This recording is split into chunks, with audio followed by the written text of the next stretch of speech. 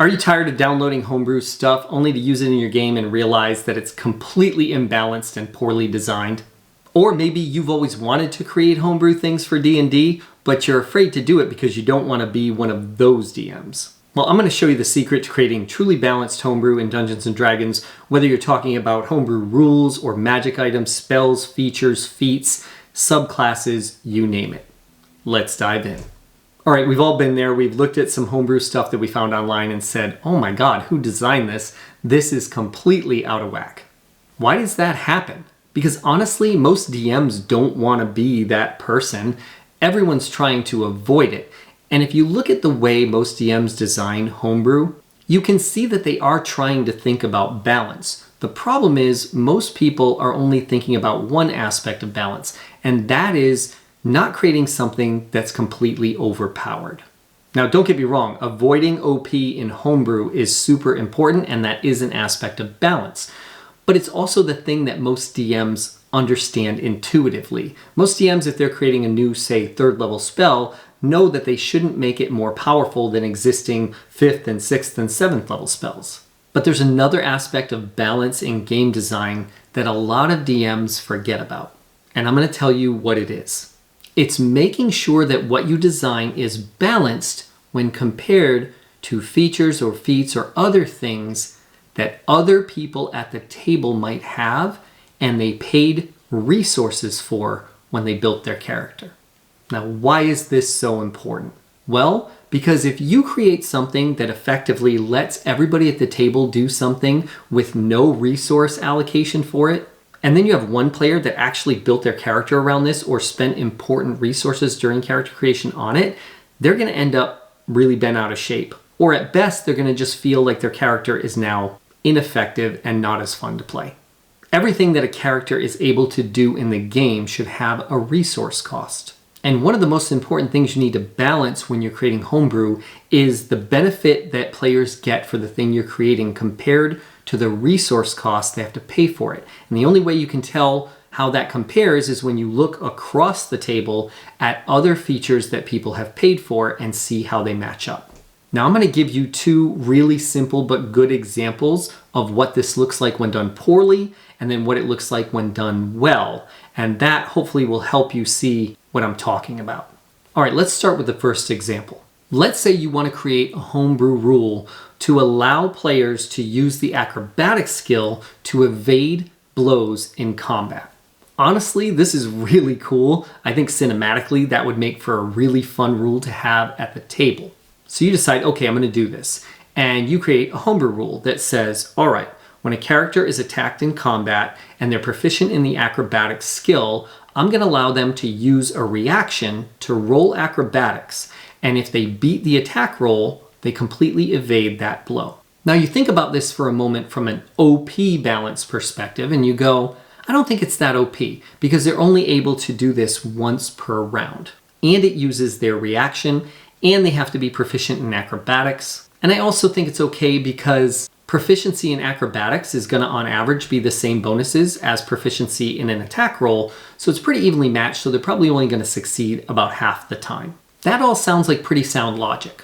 But this is actually a very imbalanced way to homebrew this rule. And here's why. Let's go across the table and look at the rogue character. They have a feature called Uncanny Dodge at 5th level, which allows them to use their reaction against one attack and cut the damage in half. Now it works automatically, so it's more reliable. But they had to spend 5 rogue levels to get that feature. And you've created a homebrew rule that lets people completely evade all the damage. So even if it only works half the time, it's actually just as effective as Uncanny Dodge. On top of that, if you get a character who has expertise in acrobatics, now it's way more effective than Uncanny Dodge. That is completely unfair to that rogue character. Or let's go across the table again and look at the dex-based fighter in your group. They spent an ASI to pick up the feat Defensive Duelist, which is going to allow them to, as a reaction against one attack per round, get between a +2 and a +6 to AC.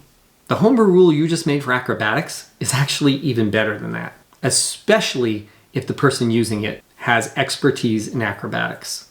Meaning you institute this rule at your table, and now the bard, who happens to have expertise in acrobatics, is better at evading blows than the rogue and the dex-based swordsman, making this completely imbalanced. So how do we fix it? Well, we consider the fact that just about anybody can be proficient in a skill, so there's really not a lot of resource investment in this homebrew rule. So maybe we require them to buy a feat to be able to use it. Now you might actually say that seems a little too punitive. Okay, we could also just tone it down a little bit. Maybe we allow them as a reaction to roll acrobatics against an attack roll, but we make them roll at disadvantage because it's hard to evade sword blows. And if they succeed, they cut the damage from the attack in half.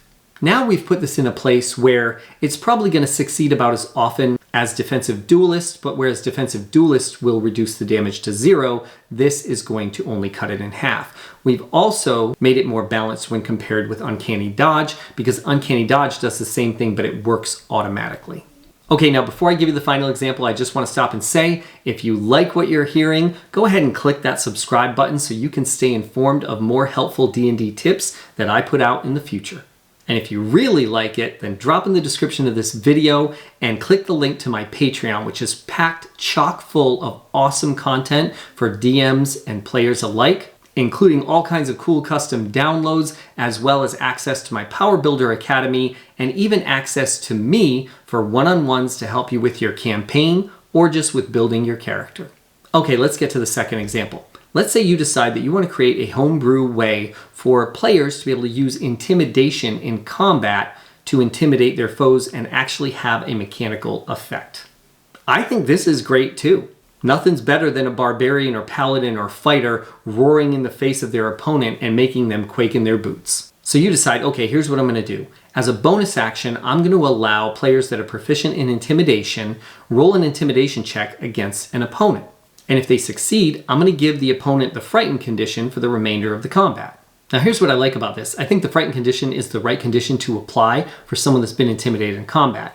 The problem is if you look at the other things you did with it and then you go across the table to features that other players have used resources to get, it's completely imbalanced and out of whack. For example, let's look at the first level spell, Cause Fear. Not only does a character have to learn this spell, but they're going to use a spell slot to cast it. They have to use an action to cast it. It's going to last for the same amount of time, inflict the same condition, and it's going to require concentration. So they're paying way more resources to get it, and it's actually not as good as what you're giving the player with intimidation. So how do we fix this? Well, for starters, we might say, okay, I'm going to let you roll this, but you're going to have to use an action to roll intimidation this way. Even though using a bonus action seems cool because you can still attack, it's not really fair to players that are casting the spell Cause Fear. Secondly, we're only going to have the duration be until the end of the player's next turn. That way they can have one turn to take advantage of that condition, but they're not going to be able to extend it as long as, say, the spell.